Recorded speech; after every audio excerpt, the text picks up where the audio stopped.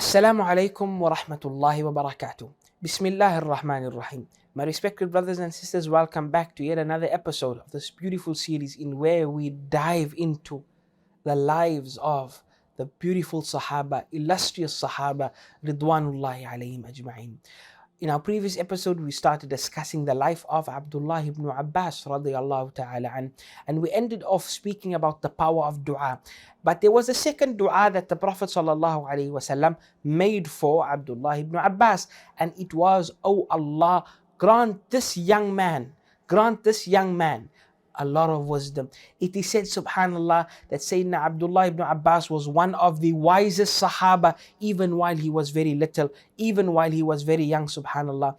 It is said that some of the bigger companions, some of the greater companions went to Sayyidina Abdullah ibn Abbas seeking his advice, subhanallah. This was the level of wisdom which Allah subhanahu wa ta'ala has granted him on account of the dua of the Messenger sallallahu alaihi wasallam.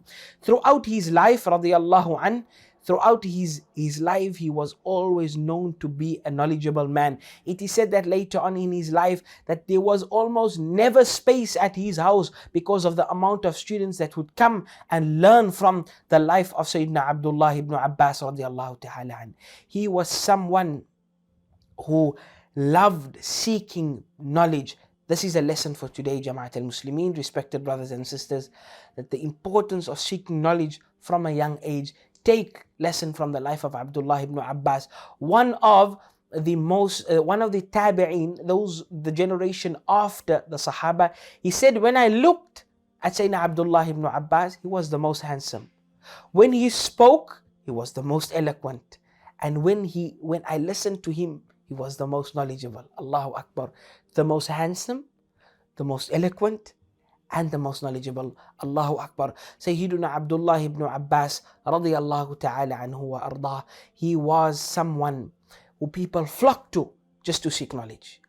Another lesson that we can derive from this beautiful Sahabi's life is that the adab he had towards his elders, his teachers, and towards knowledge. It is said that when Sayyidina Abdullah ibn Abbas heard that there is a hadith that he can go and fetch from one of the other companions, he would go till their house, lay out a carpet, and he would lay there until they come out of the house. And one day, one of the companions said, "Ya Abdullah ibn Abbas, what are you doing here, subhanallah? You are from the family of Rasulullah sallallahu alaihi wasallam. Why didn't you call me? I would have come to you." He said, "No, you are someone who has the hadith of the Messenger sallallahu. You are a teacher. I wait for you to come to me. Allahu Akbar.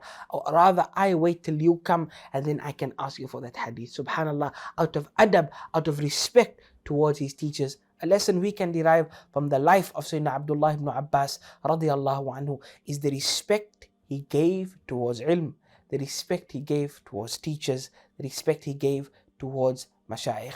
May Allah subhanahu wa ta'ala be pleased with him. He is someone who we can really derive lesson. Up until today, his tafsir is quoted right around the world. May Allah subhanahu wa ta'ala be pleased with him. Subhanallah bihamdi, subhanakallahumma bihamdik, ashhadu an la ilaha illa anta, astaghfiruka wa atubu ilayk.